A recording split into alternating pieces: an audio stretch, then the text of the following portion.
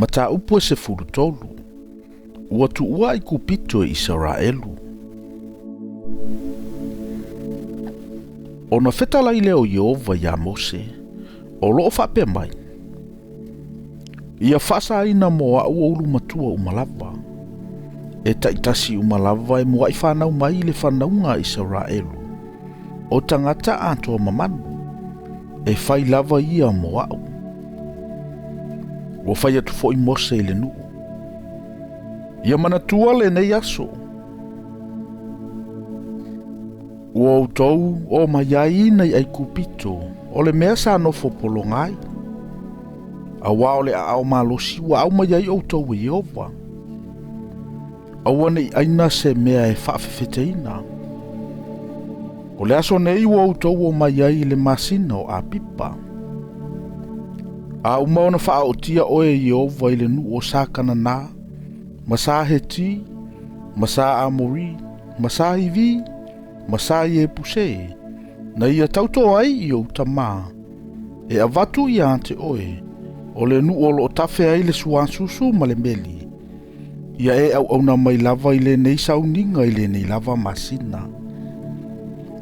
O aso e fitu e te ai ei a reto I le whaafefeteina. O lona aso e fitu foi e te whai ai le tausaminga ia Yehova.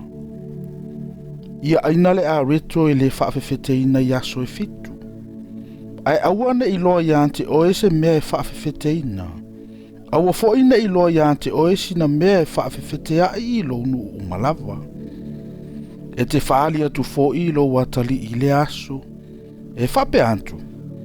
E whaile nei mea o no le mea na whaia Yehova ia ante au. Ina ua ia au mai au nei ai kupito. E whai fo I ma whailonga ia ante oe I lo lima. Ma whaamanatunga I le vao mata. Ina ia iai I lo ngutu le tulafono Yehova. Awa o le ao malosi na taitaina ma iai oe Yehova nei ai kupito. Ia e tausiusi fo I le nei sauninga yonaso ua tofia. I lea tausanga ma lea tausanga. A umaona whaotia oe Yehova I le nu o sakana na. E tusa ma le mea na ia tauto ai I ante oe mautama. E avatu I ante oe. Ona e tu ina atu le ia Yehova I lato uma e mua I whanau mai. Atua uma ma le mua I whanau mai I au manu. O tane lava e tu ina atu ia Yehova. A le ulua I whanau ngā asini uma. Ia e sui ia I se tamai mamoe. A whai foi e te lesu ia. Ia e vavaelo na ua. O ulu matua umalava tangata I lau whanau. Ia e avatu aiso na sui. A whesili mailo watali I ante o I se aso. E whape mai. Se a ea le nei. Ona e tali atu le I ante ia. O le ao malosi na taitaina mai ai I mato we Yehova nai ai kupito. O le mea sa nofo polongai. Awana le mawhai e wharao. Ona tuina mai I mato weo. Ona whasiotia le Yehova ulu matua umalava I le nuo ai kupito. O le ulu matua tangata atoa ma ulu matua manu. O le mea leo te whai atu ai le taulanga ia Yehova I manu poa umalava e mua I whanau mai. A ulu matua umalava la uwhanau. O te avatu ai se sui. E whai fo I ma whailonga I lo ulima. Ma pale I le vao o umata. A wao le ao malosi na taitaina ai tanto wa Yehova nai ai kupito.